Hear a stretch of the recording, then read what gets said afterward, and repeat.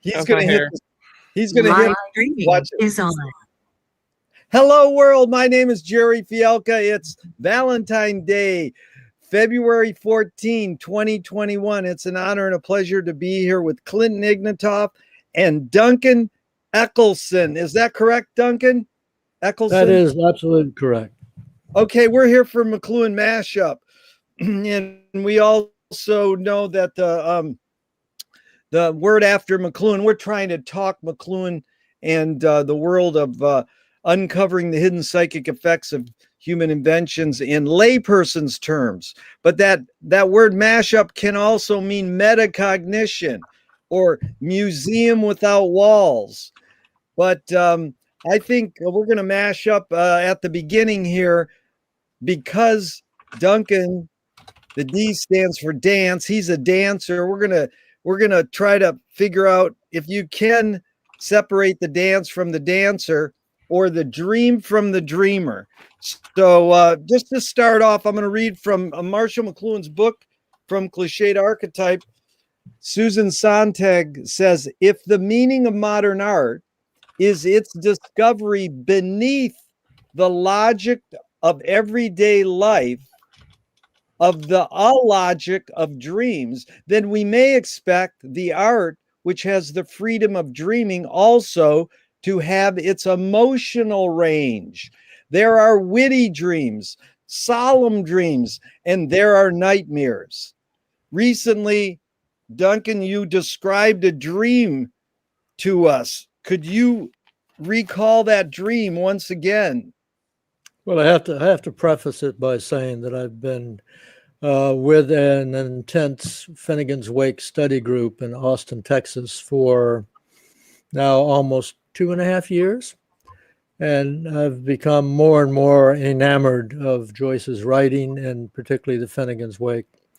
So in my dream, and I should say that I rarely remember my dreams and I rarely want to remember my dreams.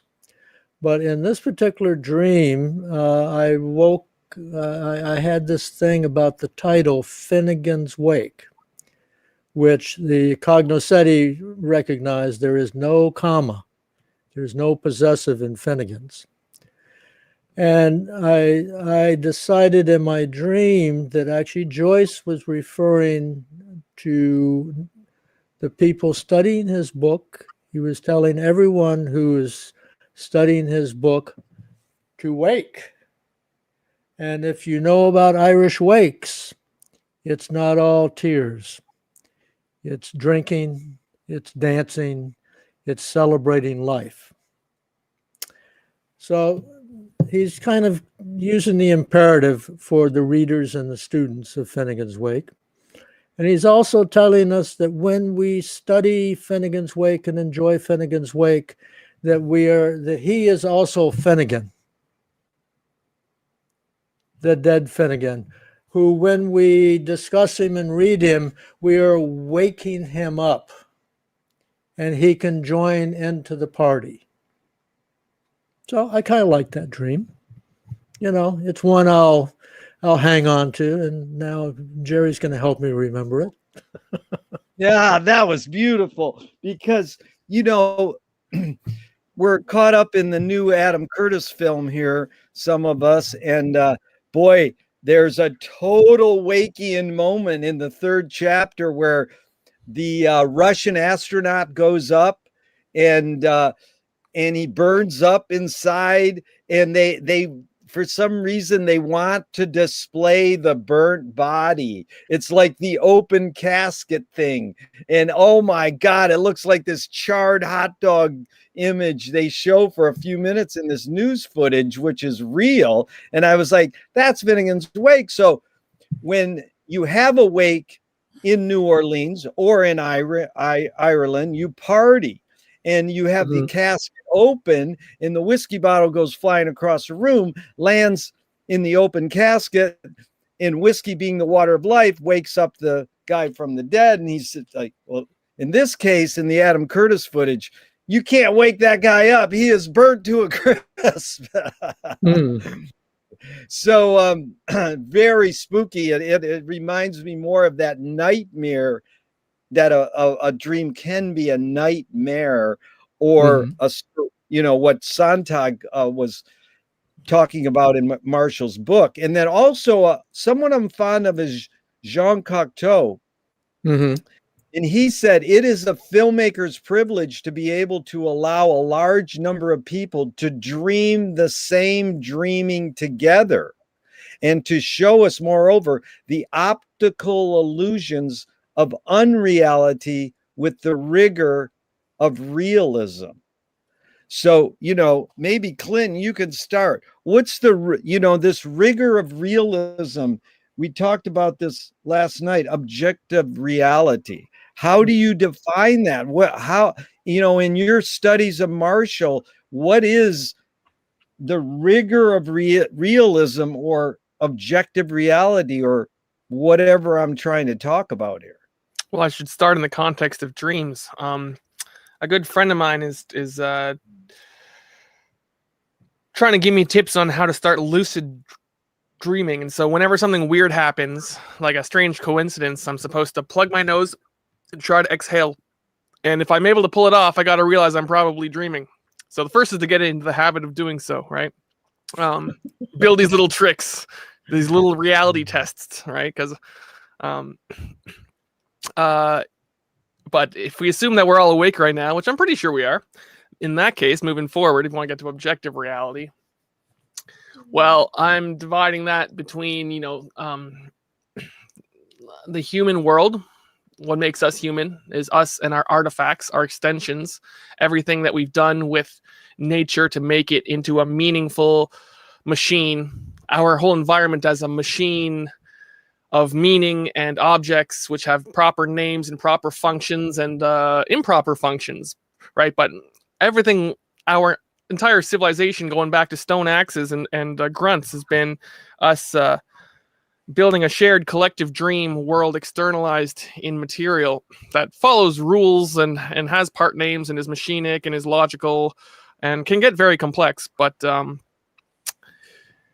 I think those are all objects which can be studied logically, and we're very much awake when we understand them all logically. And then the whole other great morass, the whole strange alien chaos of biology and nature and chemistry and tsunamis and climate models, are not climate models, the climate we are trying to and will always fail to model, right?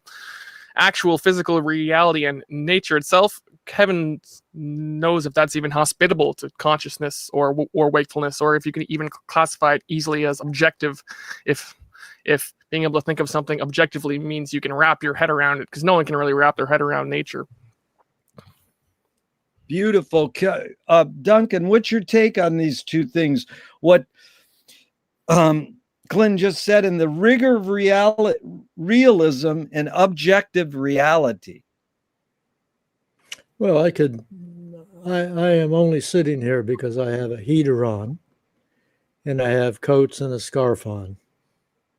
And if I want to feel reality even more, all I have to do is open my door and walk outside, and I will discover reality. I will have no doubts about it. It will be cold and wet and slippery. So we have a particularly difficult situation as modern people, because so many of us exist in artificial environments at all times. And then we add media onto that, which is basically trying to seduce us in one way or another to buy something or to agree with some point of view or this sort of thing. So reality gets a little slippery for us. But for many people in the world, there's nothing slippery about reality at all. It hits them in the face every day. I mean, just imagine if you were a Syrian refugee during the time of COVID, during the winter time, with bombs going off around you all over the place, and you have a spouse and small children to take care of. You have no questions at all about what reality is. It's not an issue. So among other things that I'm interested in Buddhist philosophy. And among the highest philosophers in Buddhism is, and people have to forgive me if I get the name wrong, but Nagarjuna, who wrote a book called The Middle Way, who goes into these topics very deeply. I believe it was J. Garfield that wrote a book on the middle way. And Nagarjuna, just reading a little bit of him, he can have you doubting everything. And he says, it's good to doubt everything, but then you've got operational reality. You know, you're hungry, you got to go get food. You're cold, you got to figure out some way to protect yourself. You got crying children, you got to do something about it. Okay, so as long as you don't try to pin reality down too heavily, it's very understandable.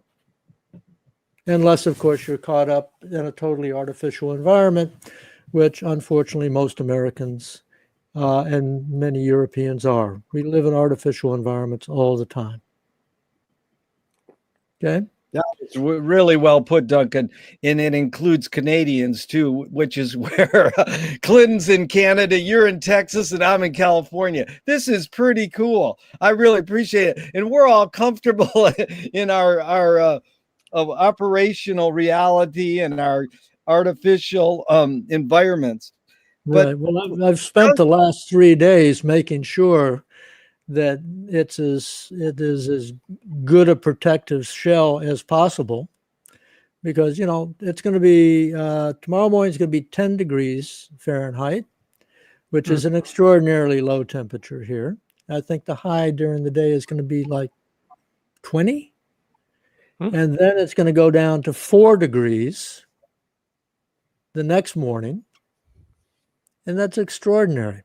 But I'm glad that it happened, and I'm glad it happened particularly at this particular time, because it helps me, it gives me a context to make the point that most people live their lives assuming everything's going to be okay.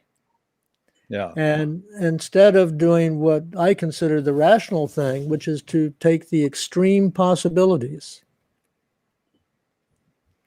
and prepare for that.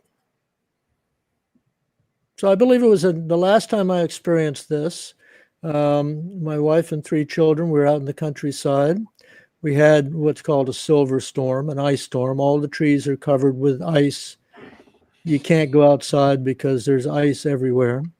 And the electrical grid went down for 3 days. And our heating, our cooking, our water, everything was dependent upon electricity. And boy, did we feel stupid. So immediately we started thinking about how to prepare for the next possibility. And it meant getting a wood burning stove, getting wood, getting a couple solar panels, getting a fluorescent light to go with it, and these sorts of things, which basically we haven't needed since that time. But you probably feel more comfortable because the sense of preparation in those words, extreme possibilities, help you set up your prep. But this is fun because, Duncan, a major McLuhan thought came from Churchill, who said, we shape our buildings, then they shape us. And Marshall sort of did what we all want to strive for with all these cute aphorisms that are thrown about, is reword the aphorism or take it a little farther. So Marshall said, we shape our tools, then they shape us. Mm-hmm. You talked about artificial environments. We're all living in buildings in some sort. You decided somewhere along your path in life to build buildings with straw. to me, that's immense, because most people go, well, that's not good. Build it with wood or bricks, So, I mean, talk about that designing artificial environment, words you brought up, in regards to extreme possibilities, because it seems as though that might not be a smart move. So tell us how you suss that, logic in dealing with weather and straw. Well, at the time, I had a little natural food store connected to a natural foods restaurant in Austin, Texas. The restaurant was Casa de Luz, and associated with Casa de Luz, it was a whole compound. They had a Montessori school there, and then they had, above the Montessori school, they had a couple of what could be used as classrooms. And because I hung around there a lot, I became familiar with the Sustainable Building Coalition people, who were trying to figure out better ways, greener ways to build buildings, to keep ourselves comfortable, to collect water, et cetera, et cetera. So I became involved with those people, and I really enjoyed all the things that I learned, many, many different techniques. And among them, there was a young guy, God, I wish I could remember his name, Steve. He's written a book on straw bale, one of the first straw bale books. And he was a city of Austin engineer who left the city of Austin and went out to Arizona and got involved in straw bale building and started making houses there. And he came to town and made a presentation and showed the buildings, and they were very aesthetic, and it was kind of an owner builders could participate in it, etc. And it was a very attractive. Now I'm a book person. I have been all my life, and I've rarely worked in the physical world. But I had a friend from the school that my children went to, this guy Keith Miller, and he had lots of building experience and lots of engineering type experience. And he knew I was interested in such things, and he invited me to one of the first straw bale building workshops in Austin, Texas. And I went to it, and there were about 25, 30 people there. And we put up walls. Basically, we built the walls in a weekend. And after it was all over, Keith and I were sitting around, and we agreed, hey, this is pretty cool. It was satisfying. It was community building. Anybody could participate. It was ecological. It was aesthetically pleasing. And at the time we thought, and it's inexpensive.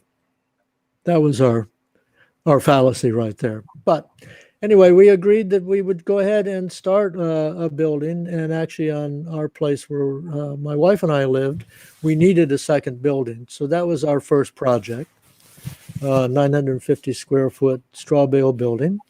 We had a workshop, probably had about 25 people who came. It was actually a bitterly cold night. The night afterwards, some people have slept within the walls of the straw bale. Anyway, that kind of got us addicted, made us realize it was possible, and we started being approached by people asking if we would help them build a place for them. And I thought, you know what? This is my chance to kind of see from the ground up how a big physical project is put together. And although I don't have carpentry skills and I'm not a particularly good laborer, there were things that I could do. So did them.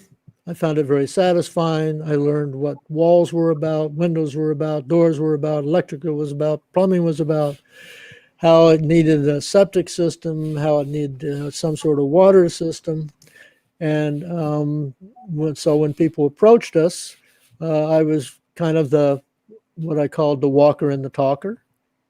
And I would sit down with people because I had worked with contractors before and found out that very few contractors know how to talk to customers. And that was the one thing that I could do. I could explain things to people in a manner which either contractors can't do or won't do. And I could be the troubleshooter between the actual builders and the customers. And so off we went. And the cherry on top of the whole thing was that we were among the very few people in Austin, Texas, who were actually building green buildings. And we got tremendous support from the community. And I mean, people and even city agencies would tell people about us. And we were off to the races. That was in '94.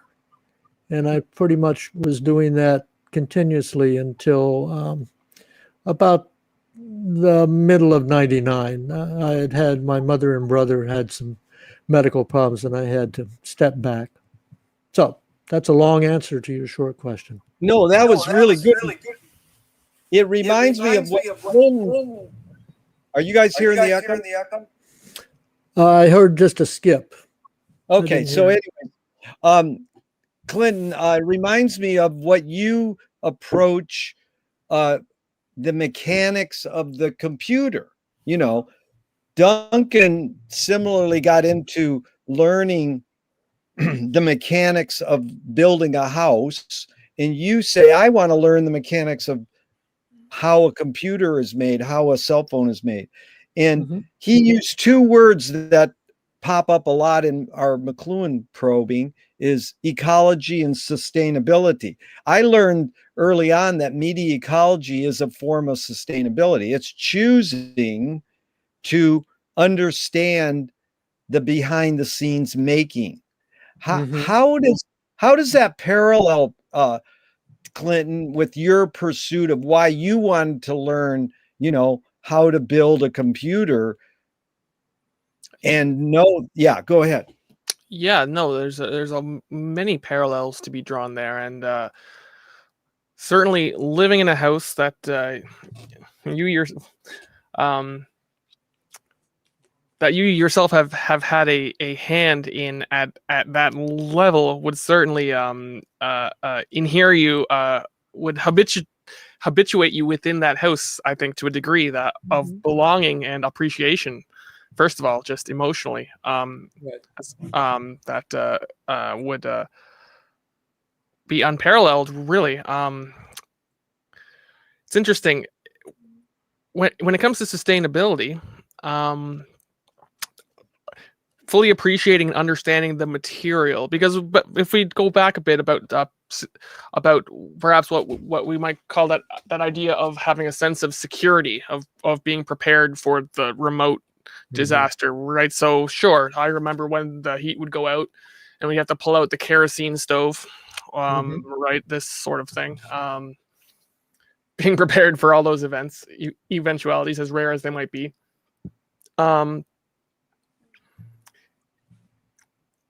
It's not right. It's not materialist, and it's not superficial to know that you rely on material machines and possessions, and you have to own them and control them and have a hand in shaping them in order to secure what you need to enact your responsibilities to other people, your responsibility to your community, your responsibility to everyone, right?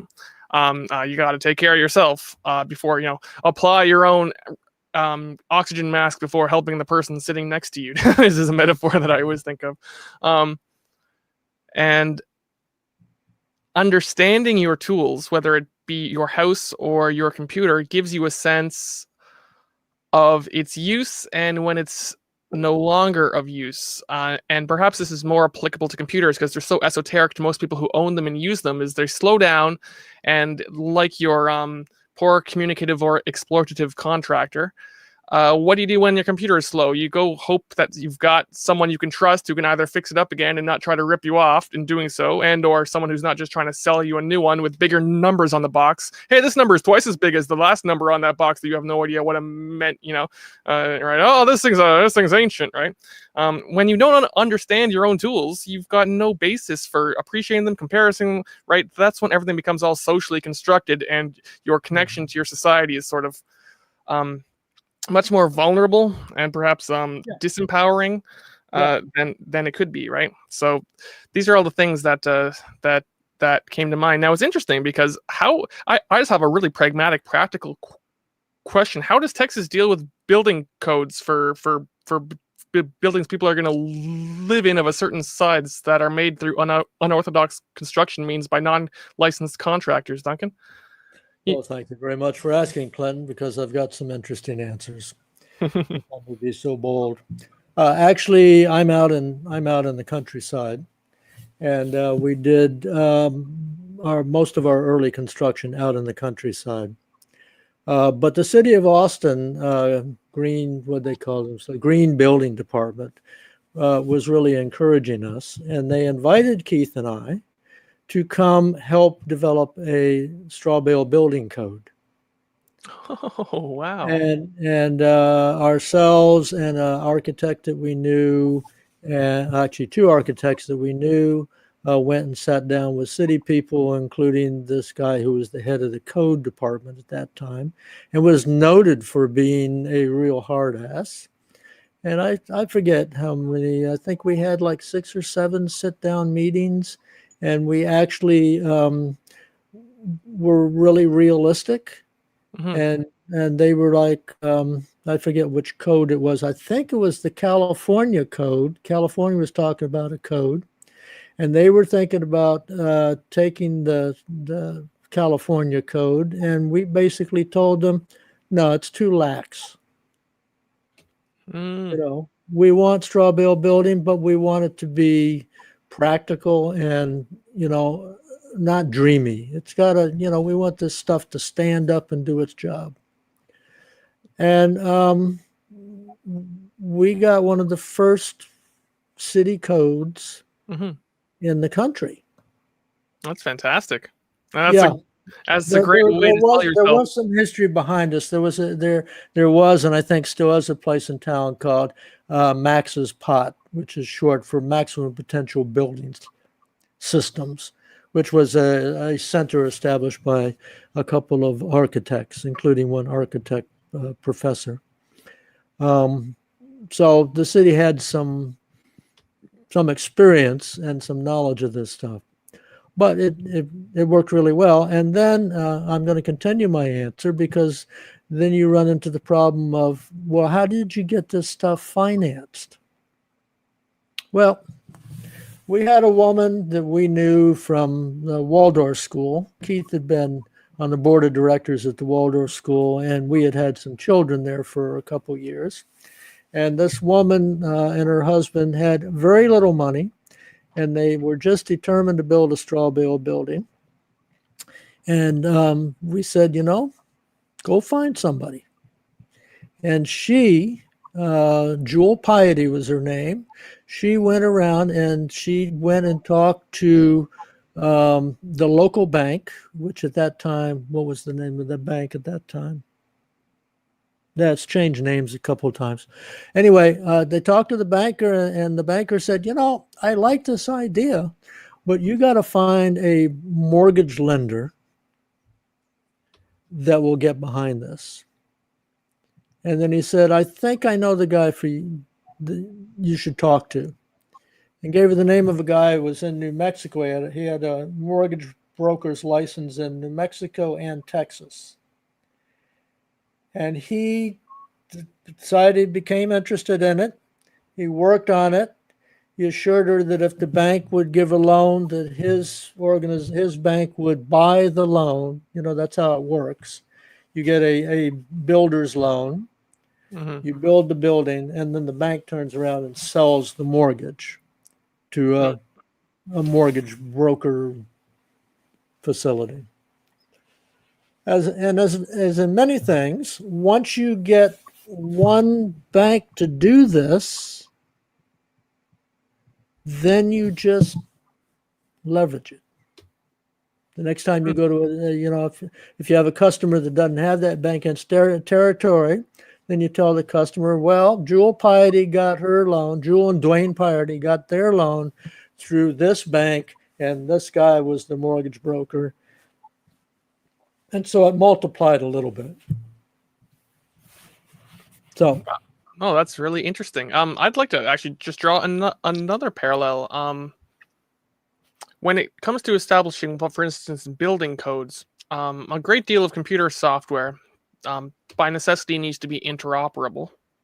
And so there are standards and protocols which are developed all the time, right?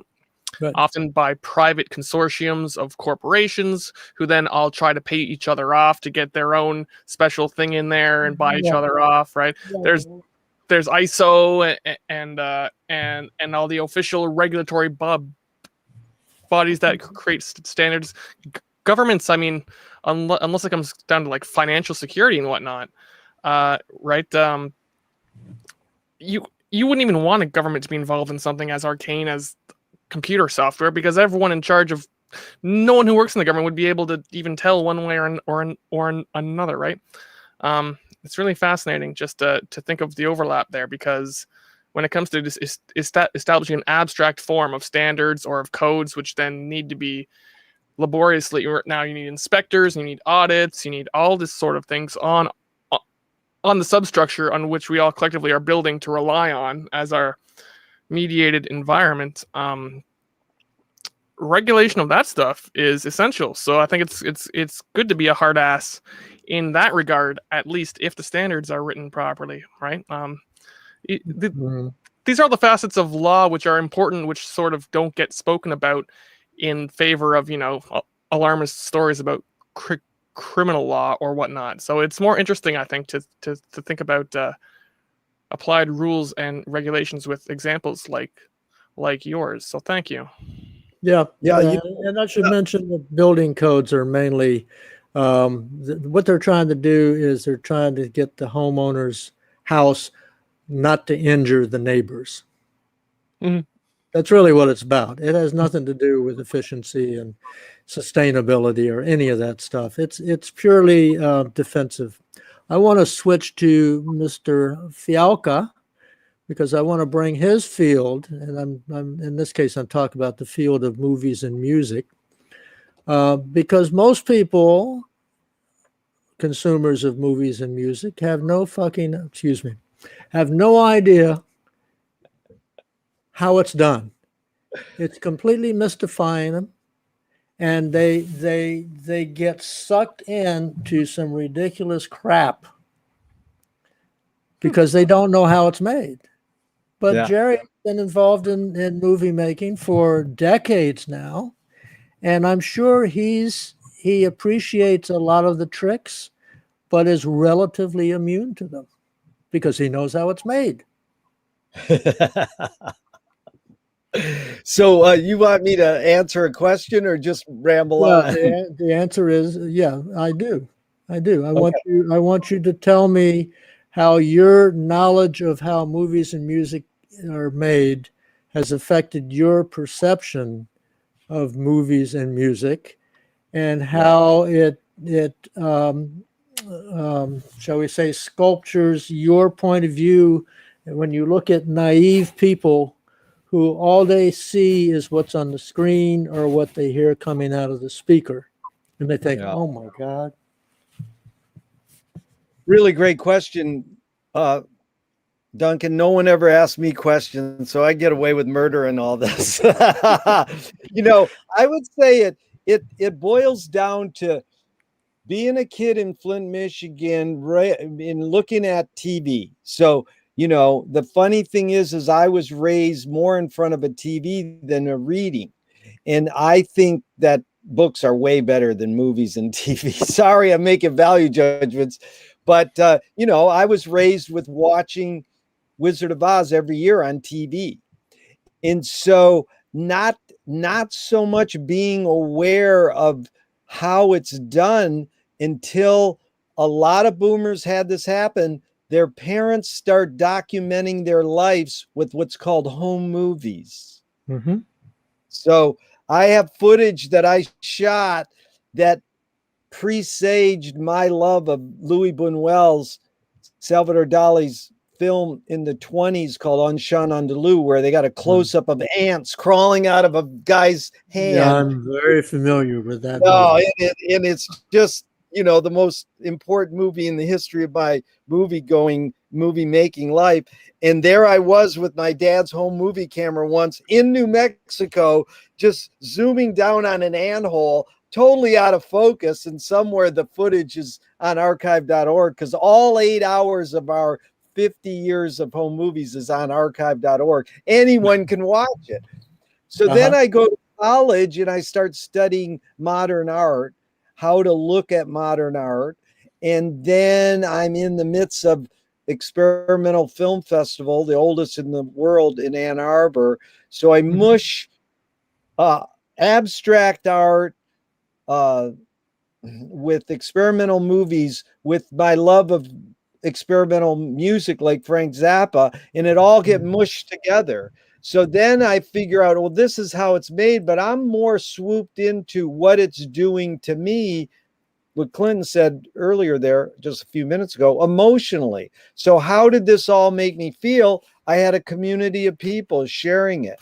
So I didn't really study movie making because it wasn't even called film theory then. It was sort of like that's the beginning of film theory in college in the mid to late 70s. And I was studying through my own means exhibition. Like I would show Enter the Dragon, Night of the Living Dead. World premiered a Gerry Wrath of God by Herzog.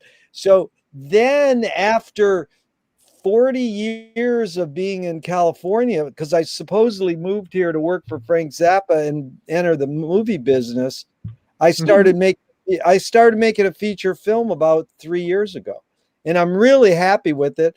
And I made films all along, but they were as a joke. Yeah, mainly my thing is jokes. So I'm sorry I'm long-winded like you, but it basically is I like something to swoop me away so I'm not studying the form.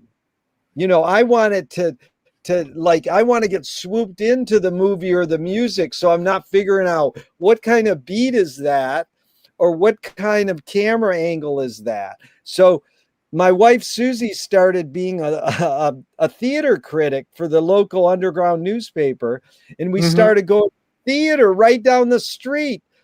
Amazing live theater. And they were like Chekhov and Harold Pinter, and I never started studying the sets or the actors because I got swooped into the effect of the art piece, and it was miraculous. So I mean, we didn't do it but 2 or 4 or 5 times a year, and we miss it now because they don't have it.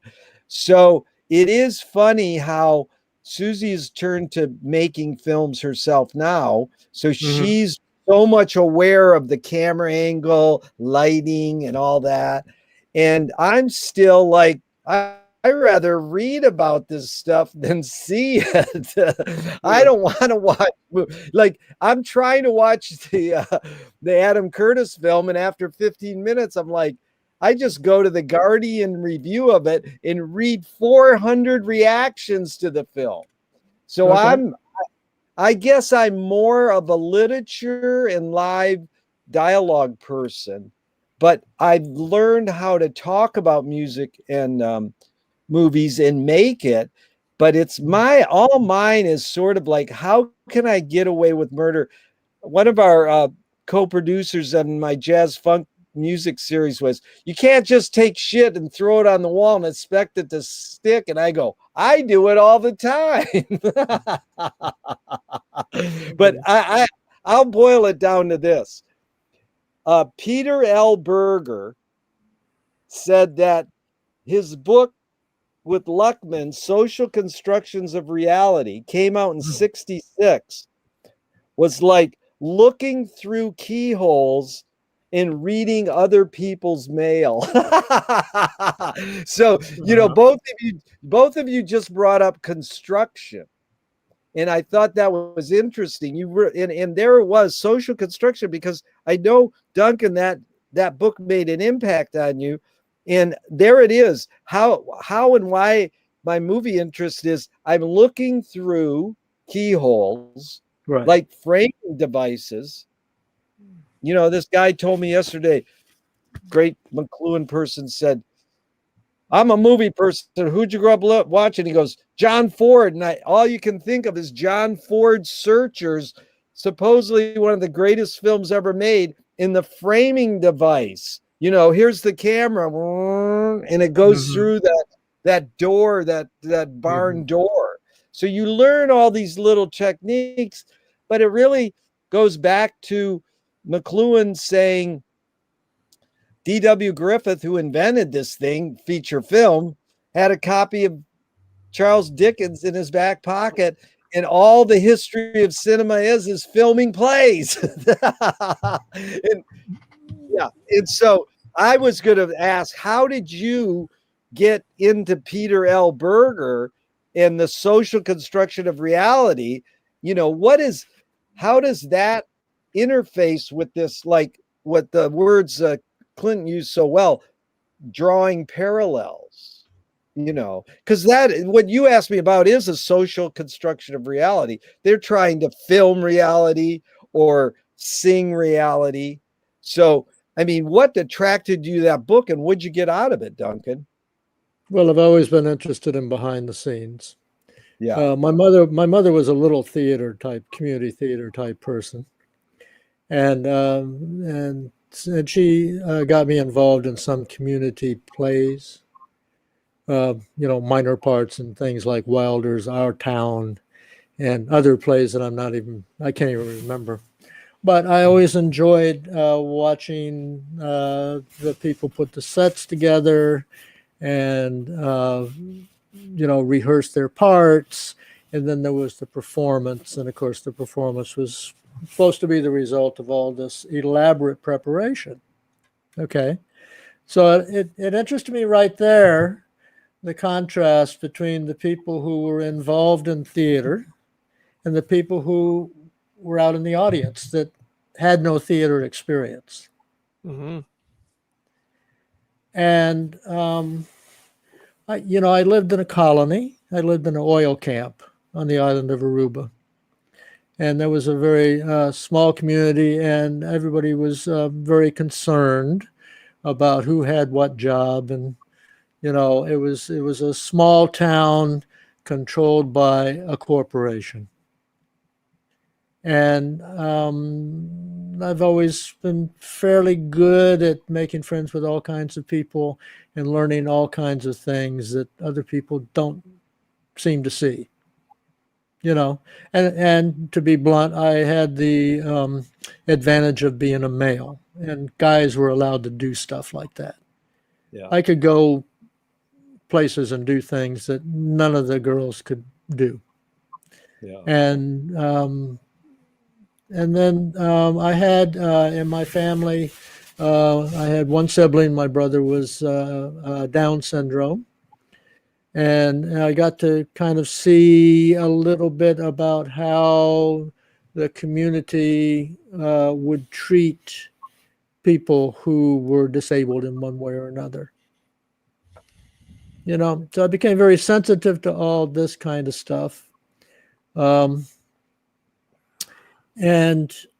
my family was an interesting family, but there was some conflicts. My father was from New York. My mother was from Texas. My father was an engineer and kind of science bent. My mother was, a Southern Baptist, Army brat. And they met in Colorado during the Second World War, and they fell in love with each other. And of course, they had no idea what they were getting into. And so I was introduced very early to cultural difference. And it made me very sensitive to that. And then living in the colony, we literally had a fence with barbed wire and policemen guarding the gate to keep the outsiders, which ironically happened to be the natives on the island, from coming into the colony. It was highly segregated. There had toilets in various places, kind of little constructed outhouses where the maids and the gardeners could go to the bathroom so they wouldn't have to come into the houses, etc.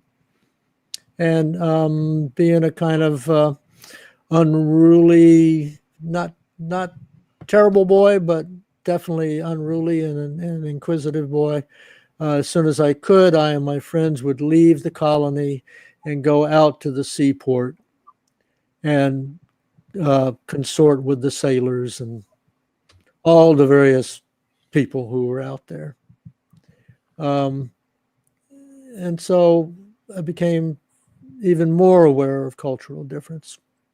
So my original idea was I was going to go to pre-med school and become a psychiatrist and all this stuff, but unfortunately I didn't like chemistry and I didn't like biology.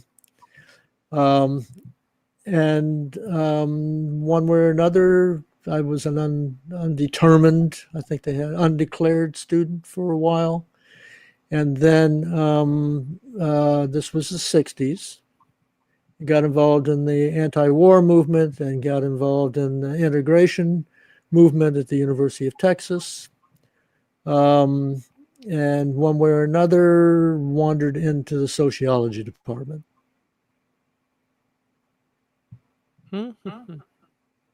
And I discovered Berger, Social Construction of Reality, and Goffman's book. And there was some other interactional type psychologist. And I thought, this is where I want to be. This is interesting stuff. And so I just kind of got involved with them and some other people. And fascinating. That's when about, if I could ask? When about? Yeah. I graduated at the age of 17. That was in 1962.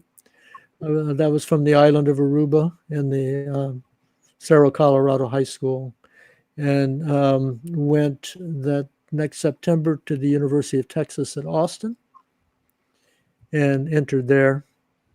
And very quickly found myself gravitating towards the hootenanny people. That was when folk singing was big, and we happened to have some very good folk singers.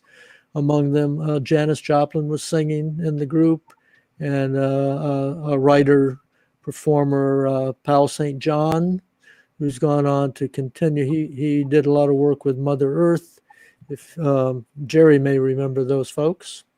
Yeah. And he's in San Francisco now, a little older than I am, doing art and still making music, etc.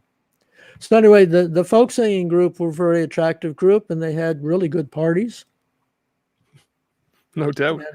And so between the folk singing group and then the SDS was big on campus, and there was a lot of integration stuff going on. And then the war came up. In fact, I was just thinking today, because of all the stuff about the Nazis. Well, in I think it was 64, I was at LBJ's ranch with 30 people protesting the Vietnam War. And across the street from us was the American Nazi Party. Wow. I know, wow. So, I find it kind of amusing that in a sense things haven't changed. But I think there's a lot more people willing to ascribe to those philosophies these days. But it's good you brought that up, because I think that's how we can bring Duncan's 2 points there. Cultural differences and behind the scenes. Those were the two themes that it seems that resonated with me, and why you pursued this book, Social Constructions of Reality. Mm-hmm. And that was even before you got it, that was sort of your goals, to look behind the scenes and to be able to navigate cultural differences. So then Clinton, how did you encounter that book, and then how does it go taken farther? We know that what Berger's doing is helping us learn what makes people tick, or this is what he's about, is what makes people tick, and then cultural differences. But how did you encounter the book, and what did you get out of it, Clinton, that's different, or in like builds upon the McLuhan world? So I got about a good two chapters after the introduction. This is about 4 or 5 months ago. I was reading it, and that's because I've been looking at social construction books from the 90s, which were more infused with a postmodern bent. All right, so here's a story that I've put it together so far, because when you read Bergman and Luckman's social construction,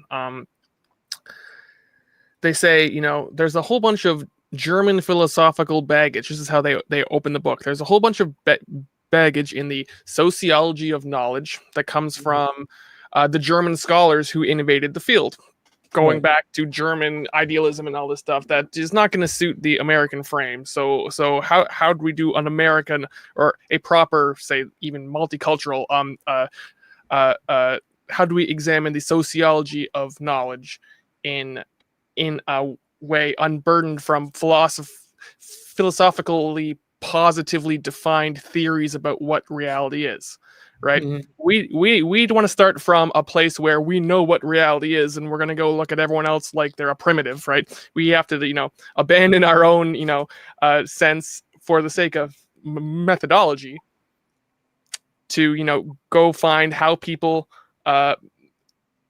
come to appreciate what they think of and what they feel of is reality without making a truth judgment on it, right? So this is basically the preface to the book by Berger and Luckman. So I got to this book working backwards because I was reading Invitation to Social Constructionism and Saturated by Self by Kenneth Gergen, who positively defines everything as a postmodern sort of hey, reality isn't real and everything's a social construct, and whatever we say is true. If we all agree discursively it's true, it just, we can live as though it's true, and that's what all reality is. And if hot snow falls up and we all agree it's true, then it might as well be, right? So I was trying to diagnose that, to try to figure out how it is that sociology as a field got into that sort of proactive reality denying bent, because I disagree with it, suffice it to say. And so that's when I stumbled into the much more interesting, articulate, nuanced methodology of Berger and Luckman here. So do you does that resonate with your appreciation of the evolution of sociology, or am I missing something huge here, Duncan? No, you're doing just fine, as a matter of fact. You have to remember that, like a lot of sociology and anthropology came out of the Europeans and the English. And they wanted to use it to study those other people, typically the poor and the poor and the foreigners. The people were colonizing. People were colonizing, and the people were exploiting, but we won't call it exploitation. We'll call it that we're helping them lift their standards and become part of the civilized world. And And basically, that's where anthropology and sociology, crudely speaking, began. But of course, it was just a matter of time before their tools were turned on them. Like there's a little thing. If you're interested, you might check this out. Friedrich Engel. You may have heard of Engel. Marx and Engel. He's a communist theorist, right? Yeah. Yeah, well, a lot of he had an Irish girlfriend, and part of his interest he became aware. He was just apparently a reasonably sensitive fellow, and he became aware of how the English treated the Irish. Merciless exploitation, and that's where a lot of his early theorizing came from. It wasn't all in theory. He was actually dealing with a reality, because there were a lot of Irish in England, and they were being used and abused in various ways. So, but like I said, eventually the tools got turned.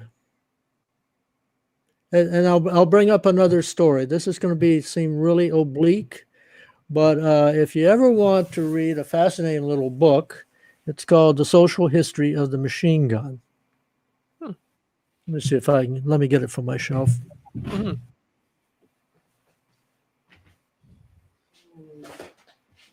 Hmm.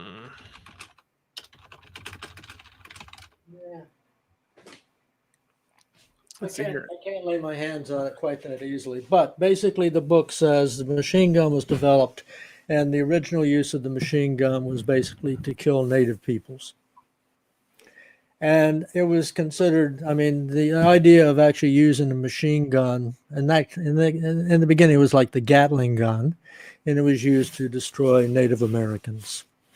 As you might expect, we were very good in manufacturing machine guns in this country. But the idea of using the machine gun on anybody but what was then called American Indians or African tribal people, that's what machine guns were supposed to be used for. It was to be a handy tool for controlling these large populations with small numbers of people. But the idea of using a machine gun on other, quote, white people was unthinkable until the First World War. So Right, the so point is, I suppose the act of colonizing a land doesn't carry the same purported, honor code, which would have been presumed to have held in war between nations before Germany sort of machinically started, acting dishonorably with technology. yeah, there could be a whole history of who acted dishonorably. somehow, You right? know, but the fact of the matter is they started gassing people. I mean, gas, I believe, was originally used by, like Winston Churchill was using bombing. I mean, the idea of bombing civilian populations was not considered proper either. But they were useful colonizing tools. But my point is that when you make a tool, you first use it against some form of other. But then eventually that tool gets turned back around. So they made conceptual tools called sociology and anthropology, and they used it to study others. But then some bright lads and lassies came along and said, well, hey, how about if we use those same tools and turn around and look at us? Okay. So this also happens with physical tools, This can be movie, radio, propaganda, computers, drones. So if you look at what's going on now, like when the Iraq War first started, I kept on saying, man alive, that shit's coming here. All that surveillance stuff, all those control tools, and not only are they coming, but the improvised explosive devices are coming. All this stuff you cannot use. I guess I just want to make a grandiose statement here, so I'll just get it over with. You cannot use something on others and not expect it to come back on you eventually. Yeah. Right. Good point, Duncan. Really good, because it's totally ties in the McLuhan's Laws of Media, the New Science, the book where he put out the 4 questions of the tetrad. And the 4th one is, what does it become when pressed to an extreme? What could it become? So we always give the example for the car. what could a car become when pressed to an extreme? Well, it can become a home. I have friends who live 2 blocks from here in their cars. It's a good home. It's not bad. But Henry Ford and his likes maybe didn't invent the car to have people live in them, but it flipped. We don't know what the unintended consequences of any human invention is. But what's another flip on a car is it can become a bomb. It can Right. become a weapon and literally be used as a car bomb every day. There's car bombs. Right. So Right. we Well, don't want to. the car bomb was invented in the United States. I believe it. And they tried to make it legal a couple months ago down south to hit protesters with your car. They wanted to make a law. It's okay to ram your car into protesters. Okay. I don't think the law got passed, but it brings up exactly what you both have ESP. I wanted to go back to something when we were talking straw bale houses and construction, and that's laws, codes, and regulations.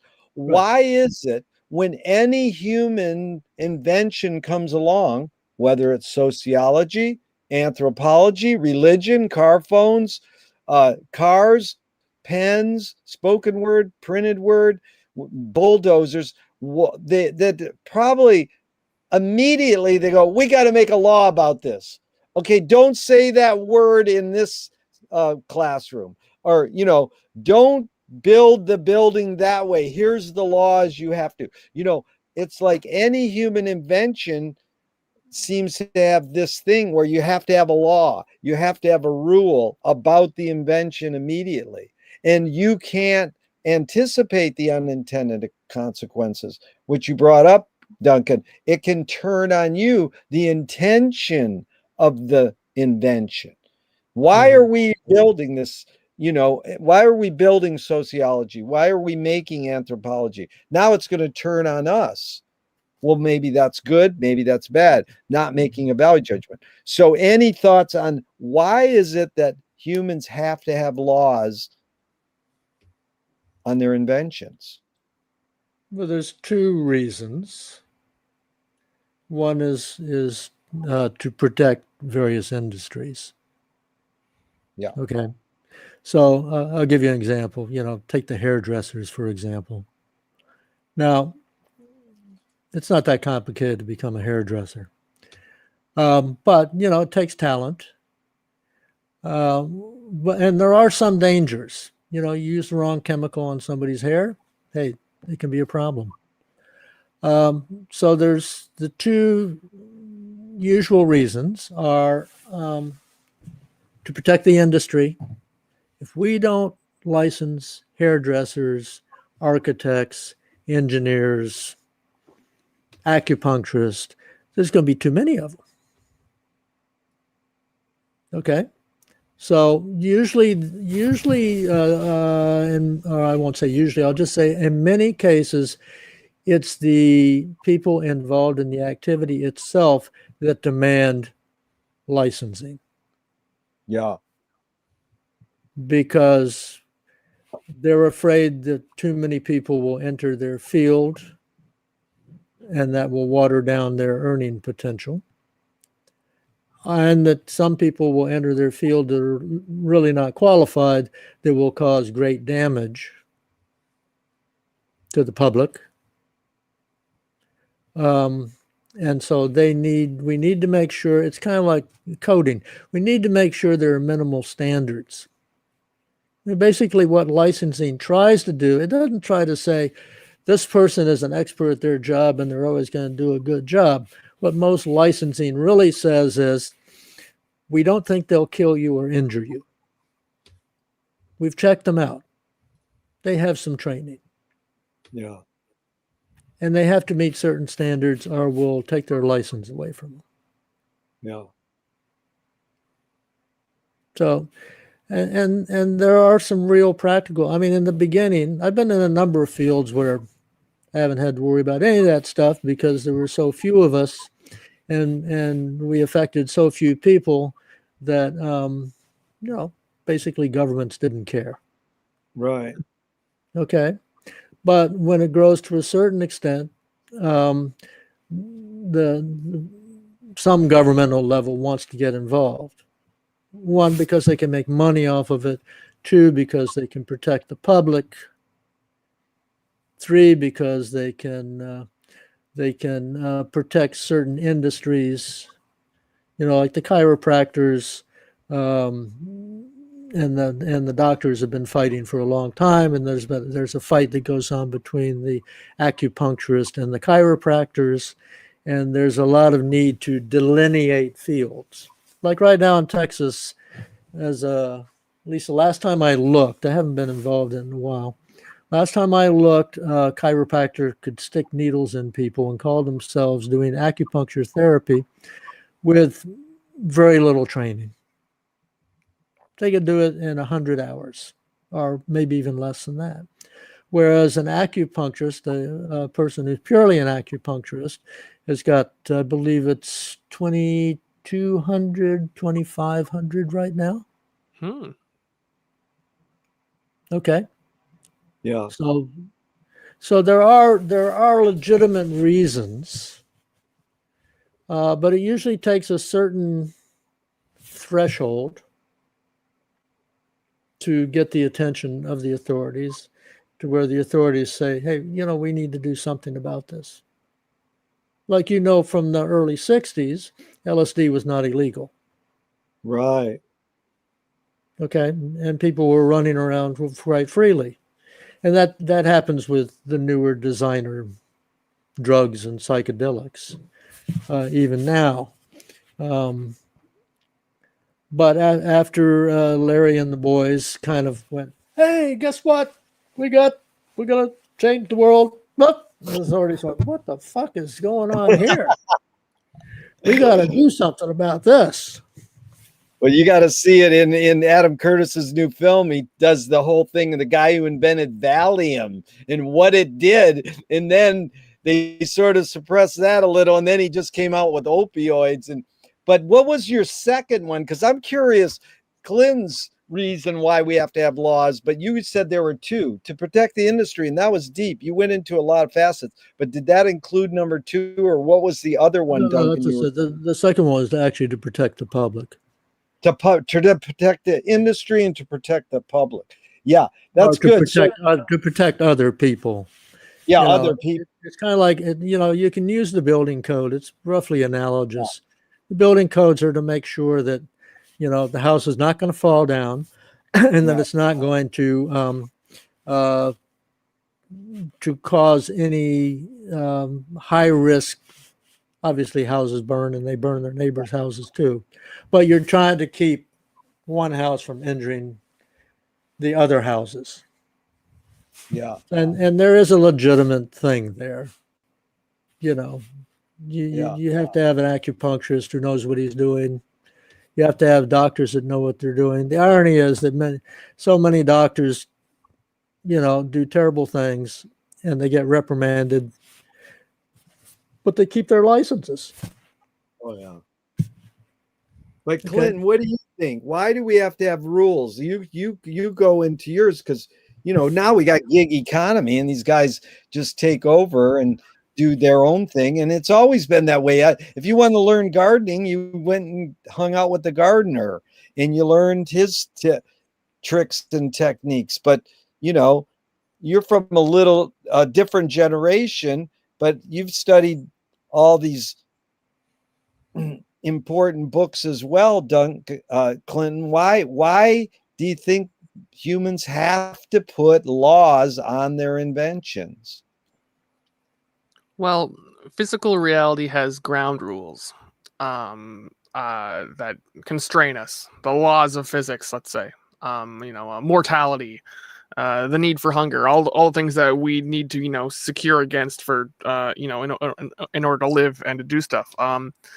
And then once we are civilized and once we have all these abstract things going on, those sort of need a common ground to be premised upon with a similar law of with similar constraints, right? So as soon as the car comes along, all the horse and buggy manufacturers get driven out of business, right? Oh, you guys are obsolete. Sorry, we don't need 100,000 people qualified to hammer horseshoes onto a horse anymore because horses are for, parades once a year and for the RCMP to look cool when they're trekking across the Klondike or something. But otherwise, right, they're obsolete. So I got into an argument at the airport one time because I was just shooting my mouth off with an author over our book stand. I'm not sure how it got all conversational, but I was arguing that, hey, if I can get a book for free now, then making money off of writing books is obsolete. Writing shouldn't be a job anymore. If you want to write a book, go ahead, but you shouldn't expect to get paid for it. I can just get it for free, right? Information's free, right? I was probably 15 years ago, right? 10 years ago. And she was rip-roaring mad. Authors have a right to be paid for their work. If I create something, I'm owed, my time went into that. That's labor. I should be paid for it. And I'm like, well, sorry, the laws of physical reality disagree with you. Now, we've changed them. Information can move around. We don't need to pay for paper. We don't need to chop down a tree. I don't need to pay a typesetter. Go, email me your book if you want, but you are obsolete. Sorry, bye. Anyway, it was quite antagonistic between the two of us, right? As I'm trying to make you were a younger Clinton then. Yes, quite. And I was sticking to my guns, which I rarely did, so it was quite thrilling. Screw it, she's flying off somewhere. I'll never see her again. Anyway, yeah, so we need laws and regulations and let's call them social constructions of this sort, rules about reality, which are not actually enforced by physical reality, but are enforced by these tacit, either contractual obligations or shared sense of virtue or worth, right, to maintain the rules in which we can all, learn and inculcate and take for granted, so as to, live civilized in our cosmopolitan context and agree that an artist should be compensated for their work, right? Now, I took a intro course, 1-year credit course on the music industry, and know a bunch of musicians, and the scene is terrible for what you're going to get for your music nowadays. If 1 million people listen to it, you might, be able to get a sandwich at the end of the month for the money you're going to make for it, right? Compared to had you been selling actual vinyl or records, or so it's there's a definite disconnect for how much laws and ideas and virtues about fairness can actually keep up with the actual physical material reality, and that's where regulation could or could not play a role. Although when you do try to regulate stuff like that, it tends to blow up and just become gamed once again, right? You can't make a rule without someone gaming it and exploiting it and just one-upping the game once again, because they're looking at it as a machine to be manipulated and not as, as the new fair thing we all are going to agree on out of mutual respect and love for our fellow human beings, right? For the intentions and the spirit of the law that it was created. But ideally, that's why you would regulate stuff, Gerry. Yeah, that was good, because if you create a rule or a law, you create the opportunity to break that law. So Utah Phillips said that anarchy is making rules for yourself and not other people. So Duncan, who's entitled to make the rules? Well, this is I got to go into a lot of stuff here, Gerry.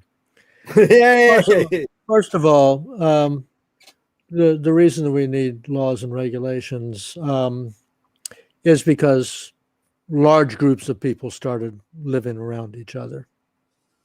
When people were in smaller clusters of people, things happened kind of organically. You know that guy, we went hunting and that son of a bitch took 3/4 of the animal. Well, fuck him. We're going to tell him to go live someplace else. It would be done on that level. But now we have this big situation. The problem is not the rules and regulations. The problem is that the enforcers of the rules and regulations, they're bureaucrats. And you've seen The Wire. Have you seen The Wire? Yeah. You know the expression juking the stats? Yeah. Okay. That happens at all regulatory levels. So, for example, I used to have a little candy company. And as part of having a little candy company, I had them made in Pennsylvania, but I, worked out the formula and all that sort of stuff. But I was regulated by the Texas FDA. And so I was a case for one of their inspectors. And he was a really nice guy and a really honest guy. And he came and he said, here's the situation. You're a little guy. From our point of view, I can file a complaint against you, and that's a case. And you're not going to give me any shit because you don't have the money or the time. But if I file the same complaint against this corporation over here, they're going to get their lawyers on my ass. And I'm going to be spending a ton of time trying to get them to follow the law in this regard. And that's just not good for my career. So a lot of people wonder why are the policemen, other than racism, why are the policemen so hard on, minority populations? Hey, they're easy targets. Yeah. They don't have money. They're used to getting shit on for the most part. But if we go after, real high dollar criminals, they got lawyers, they got accountants, they got politicians.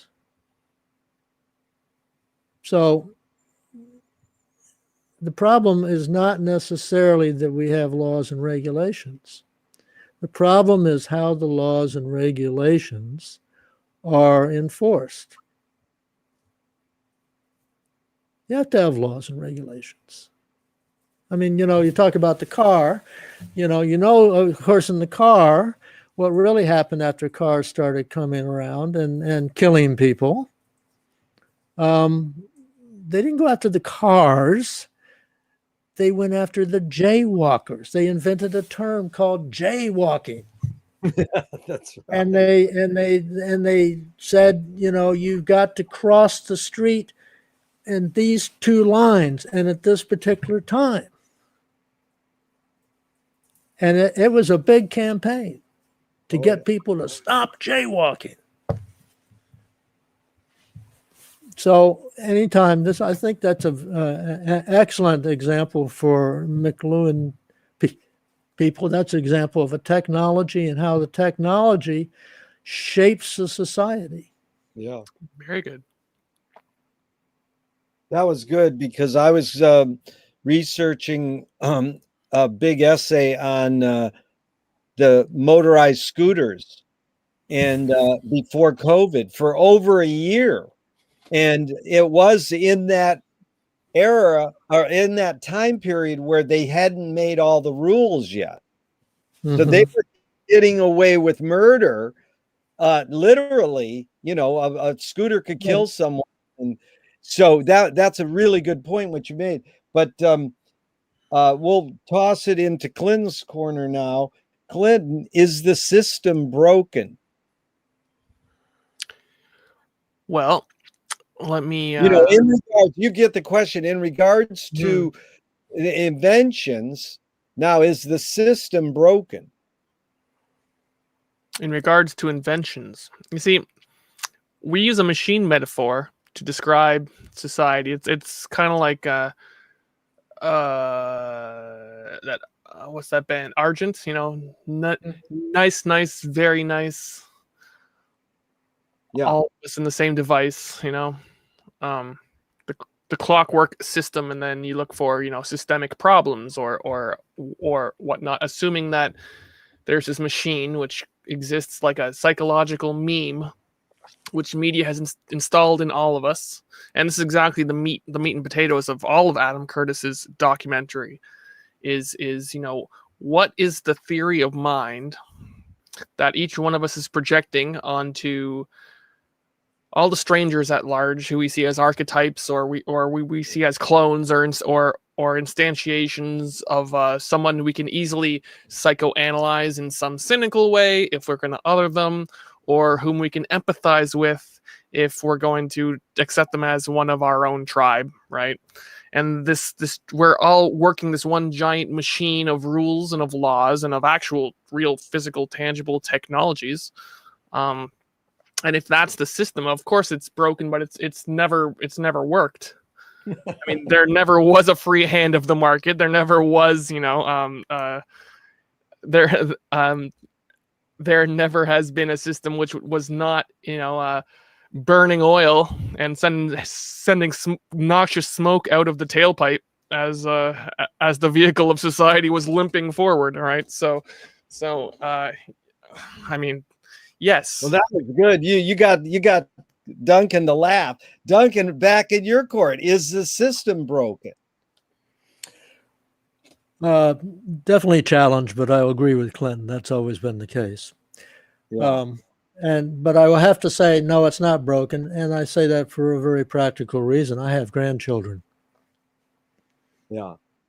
So I don't want it to be completely broken.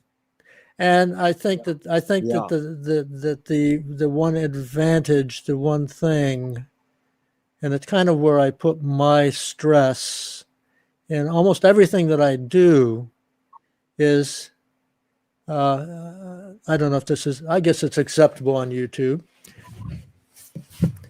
Happy people don't fuck each other over.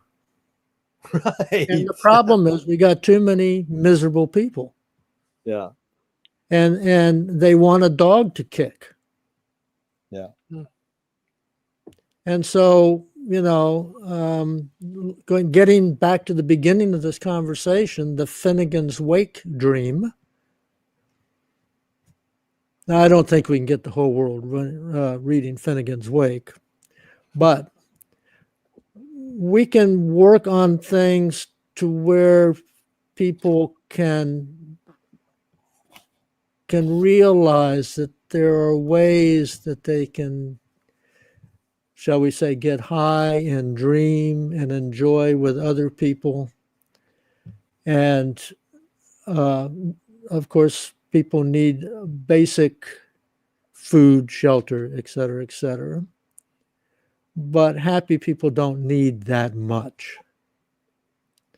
And if we can work on this enforcement reality to where the big boys and girls get enforced on as well, and to get properly taxed, and where everybody benefits from all this new technology, I'm willing to give the inventors and the movers and shakers a little extra. But I'm sorry, I have a problem with billionaires. I don't think, and this is really kind of right. I don't see how you can be a good person and be a multi-billionaire. I just don't see how you can do it. Yeah.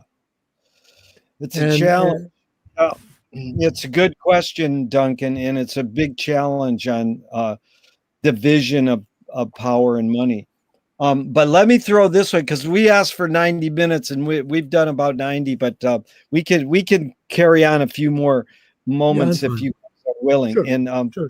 it's sort of what you're talking about is I wanted Duncan to start first on this one. And it's a line that McLuhan says, and it sort of goes with this, because we know, well, we create these inventions. They have services and disservices. They have hidden psychic effects.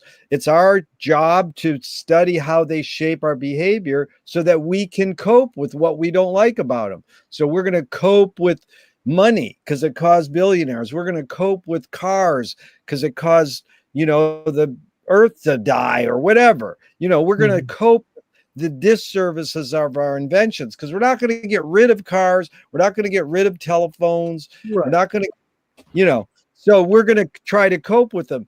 So Marshall said this line that I always think is important to think about.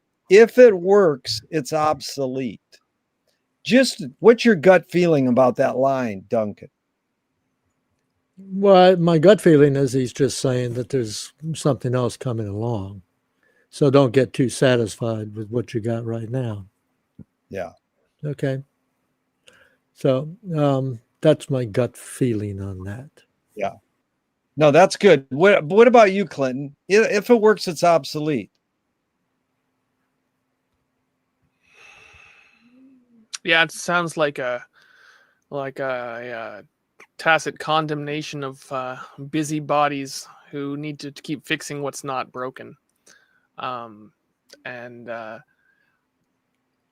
I think McLuhan's working with some implicit assumptions such that advertising isn't going to stop being effective in making people buy stuff they don't need, right? And corporations aren't going to stop building artificial obsolescence into the products they sell, and there will always be a market for people to freely choose to buy stuff they don't need, right? He sort of saw the world of Western capitalist abundance as the achieving everything communism promised, which is plentifulness in his particular idiosyncratic view of it, far but better than communism ever could. And then, given the freedom of choice of all this stuff, people are going to burn through the new stuff out of a desire of novelty, not out of sustainable goals or humble practical comfort, right? Why do that when you can keep up with the Joneses, right? So the idea of people sort of culturally in the electric environment where advertisement is and communication and sensation is the content.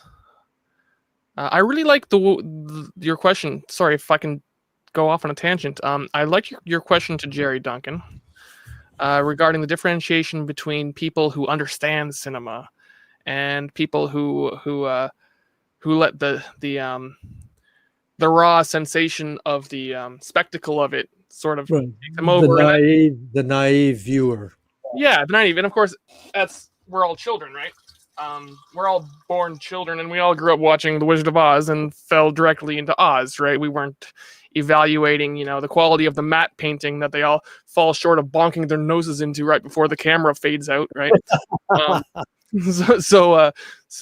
But nevertheless, I've been speaking about films that way in precisely the opposite way when I describe computers. I'll tell people, when you're watching a movie, it's fake. That there's a director, who's orchestrated the sensations you're supposed to feel. If you've ever held a camera, you appreciate the photography, the art of the photography of the scene. You can download an entire video editing suite on your computer nowadays and go learn about color grading so as to make every scene in your movie the same, couple of primary tints of green to, set the mood for the entire spirit of the piece, right? All these specialties, which have now become something that amateurs at home with time to burn can figure out on their own, right? So as a medium and as a technology, what we've done today is let home audiences, should they decide to pursue it on their own with very little investment, get to the bottom of cinema as a medium if they so desired, and pull out their home camcorder and go create CG graphics and composite it all together and put themselves in some science fiction masterpiece. This is the kind of crap that we did very poorly in high school. I mean, it looked amateur, but we were doing it right 15 years ago. Computers have gotten nowhere near a culturally accepted same level of transparency, right? And so this latest Adam Curtis documentary, or a former one even, all watched over by machines of love and grace. Yes. This idea of I like you said, juking the numbers seems to get directly to the stats. Juking this, right? So let's look at reality first and foremost as the model we have constructed and measured it to be. And if we just change the numbers and we change the popular conception of what's going on, then everyone will think that the reality itself is now what we have, through our authority as scientists and people with all the data tell people the world is as we've measured it, right? And this has sort of been how social construction, the language of social construction, has been flipped and turned around back on people as a boogeyman figure to which they react against, which leads to the distrust in experts when activism can be achieved by measuring things in a very specific way so as to get the outcome you desire, which isn't proper science, right? So, but the efficacy and the expediency of socially constructing, which is kind of like a dog waving the tail, now instead of taking on this neutrality as to what is real so as to better empathize with the person you're studying, you take on this reality isn't real so as to get people to think what you want them to think, right? This has been kind of the knot I've been trying to hack at for the last couple years. So I'm very glad to have at least had this conversation to put it into words this simply. But does that was good, Clinton. I forget what the question was, but I hope I answered it somewhere in there. You did good, and it was great that Duncan pulled that on me, because it's going to have me thinking we got to have another session and do one on that, and Ed Hall and the silent language. But I wanted to say what you evoked was one of my favorite Louis Buñuel lines is, if you come out of the movie and you go, boy, the cinematography was great, that means I failed as the filmmaker. Now, I know there's variations on that, but it's true. He wants you to be swooped into the story, or as Mallarmé said, the symbolist poet, he's out to paint the effect. He wants the poem, effects precede causes. This is what the symbolist taught Marshall, and what Edgar Allan Poe taught the symbolists is get them swooped in, because you're not going to tell them the whole thing, so they have the feeling.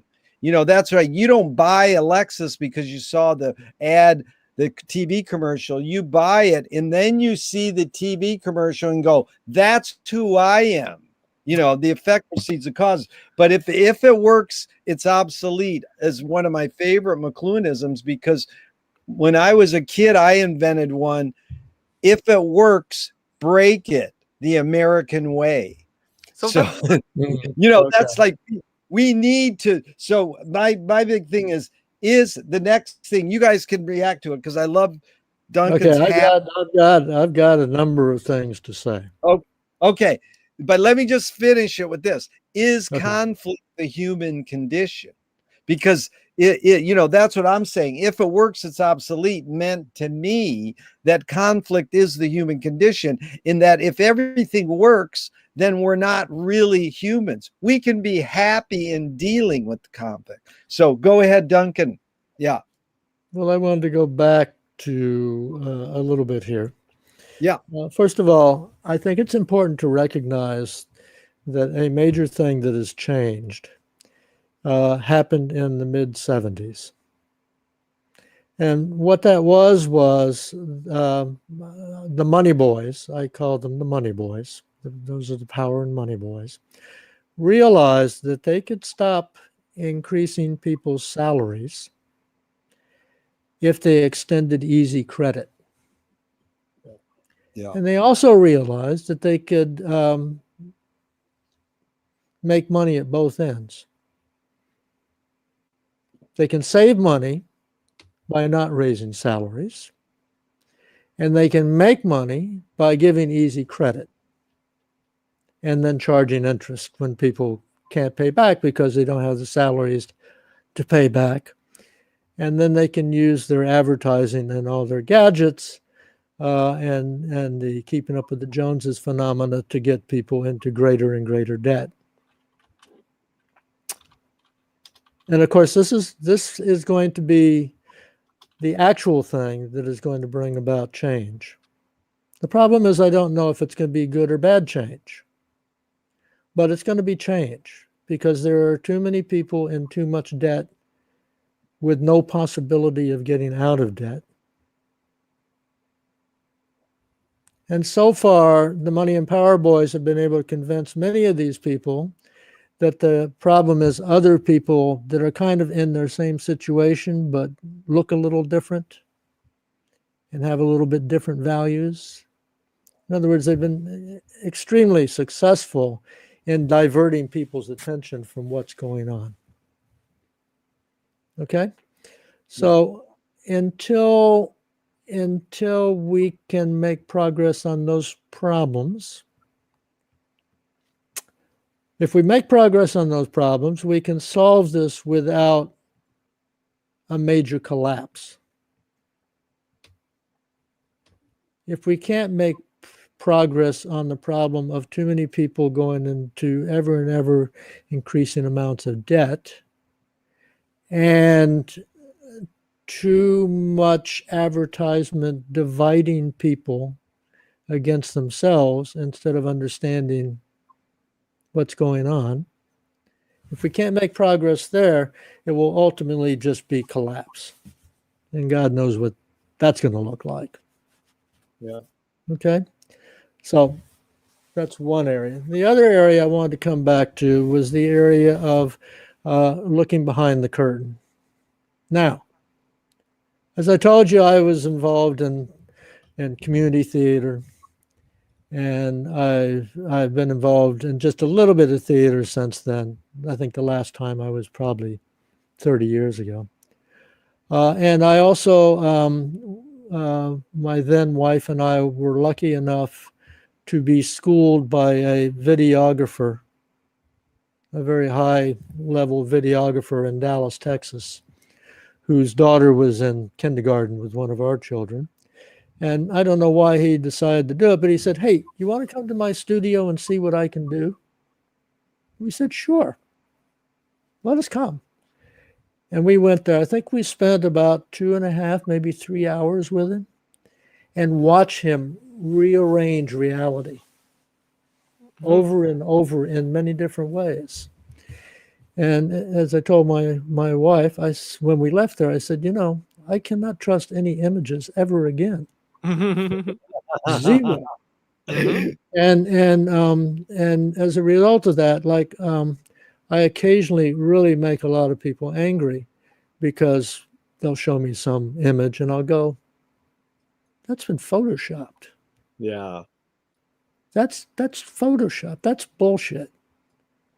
And I usually say, I don't mind Photoshop if you make it obvious that it's an art creation.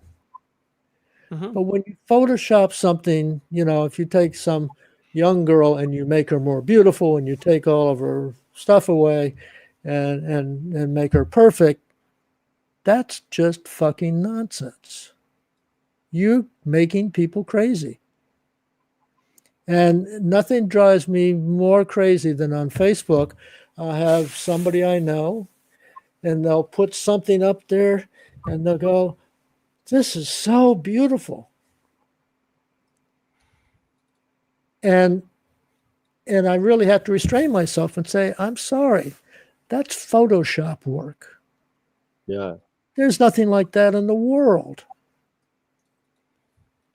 Duncan, do you know what happened in National Geographic magazine a few years ago is they moved the moon closer to the pyramid to fit the ratio of the cover of the magazine.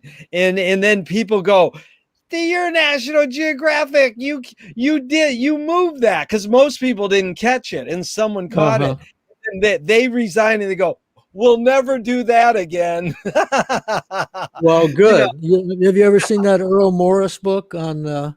Have you seen the Earl Morris book of the photography? This very famous thing with the cannonballs and all that. Yeah. Yep. Very deep. Very deep. Yeah. So really that's all important. I got to say. I think there's hope for us. Yeah.